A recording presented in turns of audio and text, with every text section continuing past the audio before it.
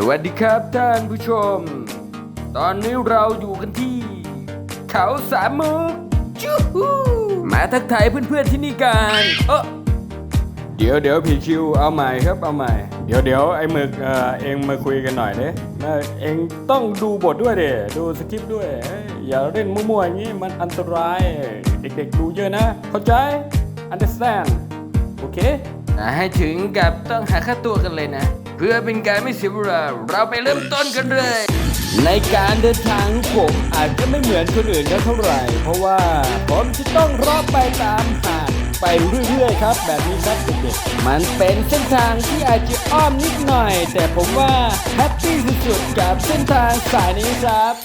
ผมใช้เส้นทางถนนเลียบชายหาดบางแสนเลาะไปเรื่อยๆครับประสงค์หลักของผมที่วิ่งเส้นทางนี้คือผมแค่ต้องการที่จะดื่มด่ำกำซ่ากับชายหาดที่มาพร้อมกับสายลมร้อนในฤดูรักกันแล้วตากแดดนี้อย่างนี้รักภาษาอะไรจะว่าไปผมเนี่ยก็เสียงดีเหมือนกันนะเนี่ย แต่แอบงงอยู่นิดหน่อยทำไมไม่มีสักค่ายเลยติดต่อผมและนี่คือส่วนหนึ่งของความสวยงามของชายหาดถ้าพูดถึงบางแสนไหนไม่มีใครไม่รู้จักที่นี่ผมบอกได้เลยว่าเป็นหน้าตาให้กับจังหวัดชลบุรีซึ่งเป็นหนึ่งในชายหาดที่บรรจุชื่อไว้ในอันดับต้นๆของการท่องเที่ยวไทย World Record อุ๊ยตรงนั้นมีสาวๆเดี๋ยวนะขอตัวไปเนียนสร้างภาพเป็นยูทูบเบอร์นักอนุรักษ์ให้สาวๆได้คิดกราดกันนิดนึงนะครับเด็กๆ ความใฝ่ฝันน่าเลยชอบในการที่เราจะเดินทางขึ้นไปบนเขาเราจะต้องผ่านถนนอันคดเคี้ยวและสูงชันมากๆและผมกำลังขึ้นไปในจุดชมวิวจุดที่สูงสุดของเขาแห่งนี้มันเป็นจุดชมวิวที่นักท่องเที่ยวทุกๆคนจะต้องมาเช็คอินกันที่นี่พอผมขึ้นมาก็มาเจอเจ้าที่ทันทีเลยนะครับแต่เป็นเจ้าที่ที่มี2 ขากับ2 มือ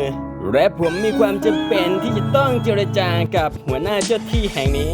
เพื่อจะขอความร่วมมือในการถ่ายทำคลิปพอจะจ่อรู้ว่าผมกำลังมองหานักแสดงร่วมจ่อก็เริ่มทะเลาะกันแล้วครับพี่น้อง เฮ้ย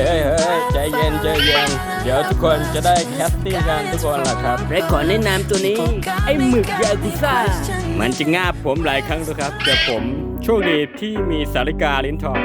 สำหรับลิงดื้อๆแบบเจ้าหมึกแล้วเนี่ยผมจำเป็นจะต้องใช้ไม้แข็งโดยการข่มขู่คุกคามด้วยสายตาอันน่ารักของผมอย่างนั้นหรือครับเด็กๆว่าไปแล้วอากาศร้อนๆแบบนี้พอได้ขึ้นมาบนจุดสูงสุดแบบนี้แล้วได้มาเจอลมทะเลเย็นๆบวกกับลิงน่ารักทุกส่วนเนี่ย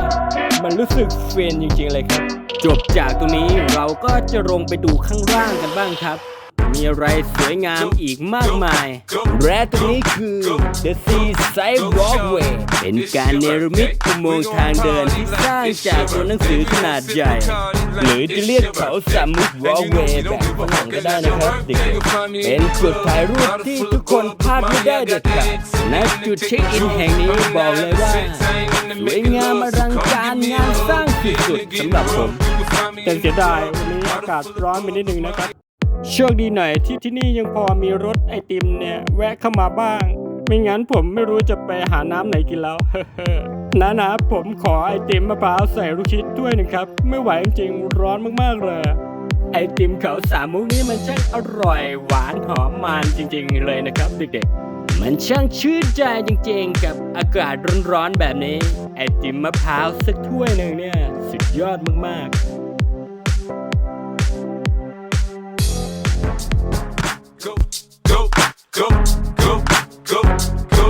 Go, shorty, it's your birthday. We gon' party like it's go. แล้วจุดหมายต่อไปผมบอกได้เลยว่าเป็นหัวใจสำคัญและซิกเนเจอร์ของที่นี่เลยครับในทริปนี้ผมมากับขุนแผนเชื้อสายอิตาลีในคอนเซปต์ของผมคือมีขุนแผนเป็นตะกร้าหรือจะสู้มีเวฟป้าสักคันมันเป็นคำคมบาดใจและตอนนี้ผมก็ได้เดินทางมาถึงศาลเจ้าแม่สามมุกแล้วนะครับ เดี๋ยวตามเข้าไปดูข้างในกันว่ามีอะไรข้างในศาลนี้ วันนี้ที่นี่จะดูเงียบๆนิดนึงนะครับ เพราะวันนี้เป็นวันปกติ เด็กๆน้องๆหนูๆและนักท่องเที่ยวเลยดูบางตาไปนิดนึงพอเราเดินขึ้นมาถึงด้านบน เราก็เจอนี่เลยครับถือกระชางไม่ถือกระชาง